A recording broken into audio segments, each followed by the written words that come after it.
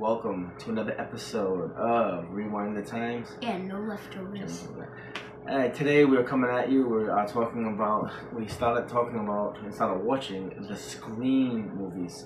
Colson's never seen these before, so these are all new to him. Scream is a big time movie especially in my life. I'll be 45 this year.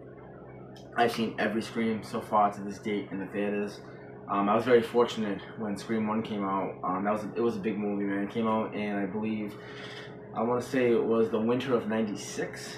Man, it was such a big thing. I seen it at Apple Valley Cinemas over here in Rhode Island, and the movie was so good that it actually went on VHS at Blockbuster, and they took it off the shelves and re-put it back in the theater so people could see it, because the movie it really did redefine horror. So basically, in life we have our horror icons. We have Freddy, Jason, Michael Myers, Pinhead, and I would have to say that Ghostface is up there. Chucky, but I'd say Ghostface is actually above Chucky. I just like this movie because it was like talking about other horror movies, like what to do and what not to do. That's what I like. Well, that's the charm. That's the charm of the Scream movie. And Kevin Williamson, who wrote and directed these movies, that's the charm of these movies. He took the tropes that we all know. You gotta be, the person that sleeps with somebody. The virgins are the ones that last. Don't say you'll be right back, because you're not coming right back.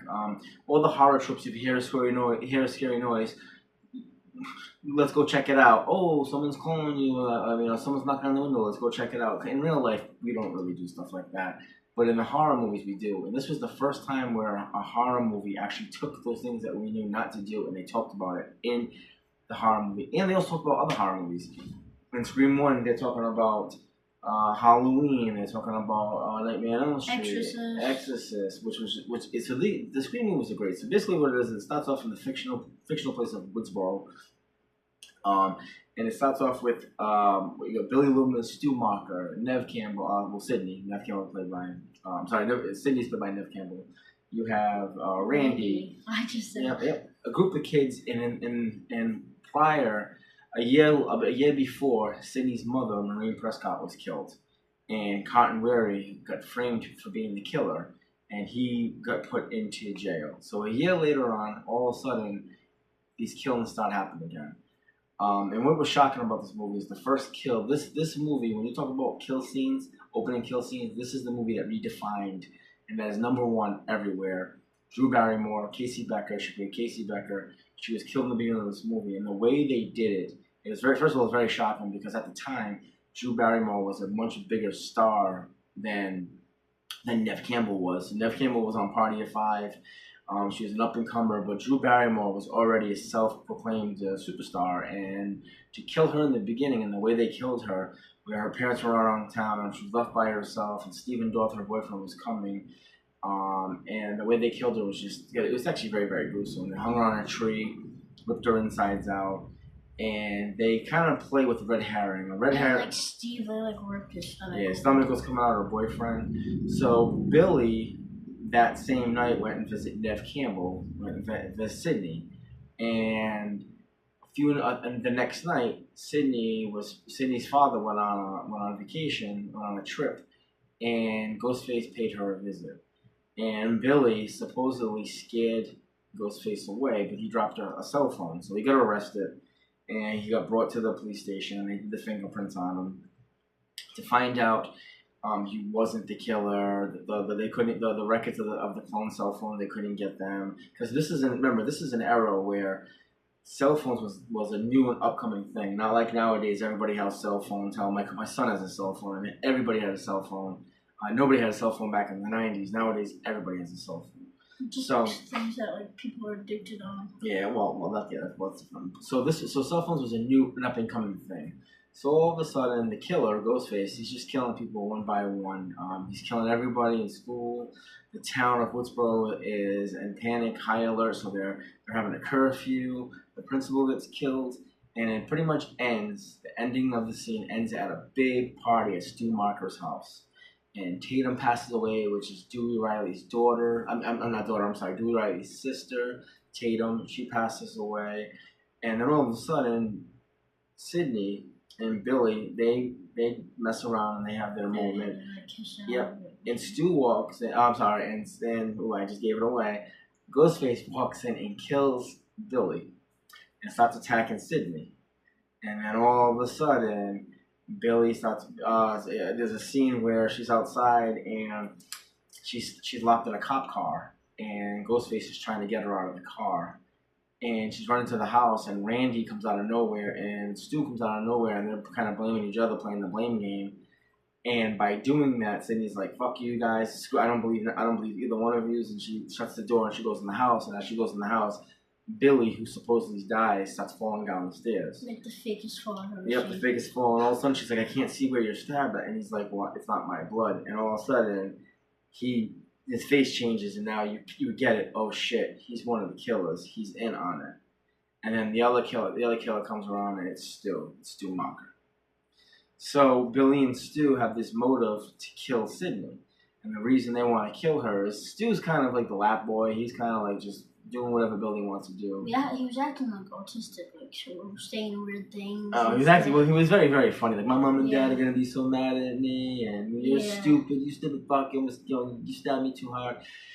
But the reason Billy wanted to kill Sydney is because Billy's father had an affair a year before with Sydney's mother, and that's how they framed Cotton. So Cotton really was never the killer. Billy looked like Cotton and dressed like Cotton and walked out that night that Cotton was there. He walked out in Cotton's jacket, and Billy and Cotton kind of looked like together. And they were drunk. So Sydney thought she saw Cotton walk out after her mother was killed, and it really wasn't. Billy killed her. And Billy walked out of the house and framed Cotton. And Cotton ended up getting off on scot-free. Gail Weathers, played by Courtney Cox. Courtney Cox. Not Fox. Cox. Oh. No, that's close. Courtney Cox ended up helping Cotton get out of jail. And it was Billy. The reason Billy's motive of killing Sydney was Sydney's mother was known for having affairs. She was kind of, I hate to say this, but she got around a lot. And she had an affair with Billy's father, and that's what caused Billy's family to break up. And he didn't like that at all. So he wanted to take revenge and kill Sydney. And obviously, as we know, Stu has a battle with Sydney, and Sydney throws a TV on his face. Looks like it kills him. Possibly he is dead. We don't know. There was rumors that he could be alive. But Billy's definitely dead. She shoots Billy in the head and she kills him. Twice. Always gotta make sure. Yep, always gotta make sure. And then all of a sudden, towards the end of the movie, as the credits are playing, they start showing this Scream character, and the Ghostface. And every time they do that in the movie, it kind of makes you feel there's going to be a next one. So this movie is great. I mean, this is a movie where you stop what you're doing and go out and see it. This redefined horror in the 90s. Horror in the 90s was kind of like on a very slow rise, because you had your Freddy Krueger's movies, your Nightmare on Elm Street, you had your Jason movies, Friday the 13th, Halloween movies. All those movies were tropes of the 80s and late 70s and through the 80s. And then Chucky came around in 88, 89. So horror was kind of dying for a little while until Ghostface came along. And horror movies have been great ever since. But it was the beginning of Ghostface. It was the resurgence of him coming in to the horror scene. Wes Craven, who did Nightmare on Elm Street, he directed this movie with Kevin Williamson, who wrote it. I love that great movie. Movie. It stands for a movie. What do you mean? Like stab. That's part two. When we talk about part two, we'll talk more about that. So this movie is great. Ghostface is iconic now. He has gone on. So here's my questions to Colson. If they made a naked figure of this toy, would you want it? I mean, you have it, but I have it. Colson will eventually have it. I mean, me and Colson have shirts of Ghostface. I have zip-up hoodies. Like Ghostface, Fright rags. Well, there's zip-up hoodies. We'll go to Garbs and Fright rags and Cavity Colors. New shirts that me and Dad ordered. Yep. Hatchet, the face off. Wait, we're not talking about that. I'm talking about Ghostface. So Ghostface is iconic. I mean, he is the mask. People dress up every year to this day. They still dress up like him for Halloween. I dressed up for him in 2023 when he was with his mom. When he's with his mom, he was Ghostface one year. So Ghostface is still kicking and going today. Matter of fact, they're making Scream 7. I mean, February 26th of next year. Yep. I mean, Ghostface is still going strong. So it's gonna be like Prescott, Cindy Prescott, and about her kids. Yeah, we'll talk about that when that comes. But so Colson, you did want the figure. Okay, Colson, 1 out of 10. What do you rate this movie? 8. Yeah, this is a 9 for me. There's no perfect movie. This is right up there. 8.5. This movie is just great. What's your favorite kill in the movie? The first one, the first two. His stomach gets ripped up, and then the girl hanging up on the tree. Me too. Casey Becker and Steve Watts, their 2 kills are probably the 2 best kills. And I mean, because you can think about it, there's only so much you can do with a knife. But the opening scene, to this day, it's still like it's a jaw dropper. You can't believe that she, first of all, you can't believe that she died, and the way they killed her. Her parents are coming home. She's like right there. She's trying to scream. And he was being smart in the beginning. Like he cut somewhere where like you can't talk. He stabbed her pretty much where her vocal cords are. So when she tries to scream, she can't. It was super smart. And the parents like are coming into the house. And he stabbed her, and right as she's about to scream, she can't. She lost her voice, and then Ghostface kills her right there. Just a great opening scene. It's number 1 of all time iconic opening killer scene. So, okay, Colson. So, favorite you got the NECA toy. You got favorite kill. But real quick before we go into this video, Colson, stand down now. Please forgot all about this. This is a movie that me and Colson have done a review on. This is from Gutter Gobs. This shirt. Look at this. Jennifer's Body, starring Megan Fox. Look at this. Turn a little bit, Colson. Yeah, turn this way. Look at this. There's Dee Dee, her best friend Dee Dee right here. She's right here, and then look at that. That's a scene in the pool where Megan Fox bites his neck. And she kills. You can even see it right there. Yeah, she kills the boyfriend. Jennifer's Body is such a great horror movie. It's just detailed. Oh, dude, this shirt's great. I got the Masters in the Universe, 1987 Dolph Lundgren. It's not horror, it's sci-fi. But anyone that this just came in today. Great shirt. But Jennifer's Body is a great movie. If you guys want to know more about it, what we think about it, it's definitely in that video. It's definitely in the videos. We if you want to look past on our videos, matter of fact, we reviewed it not too long ago, maybe about a month ago. Colson loved it. I loved it. Gutter Gobs instantly. It was so funny because Gutter Gobs, after we reviewed it, Gutter Gobs comes out with these shirts, and I got them instantly. So, alright, guys. There's so many good movies out there, dude. Colson just seen The Faculty.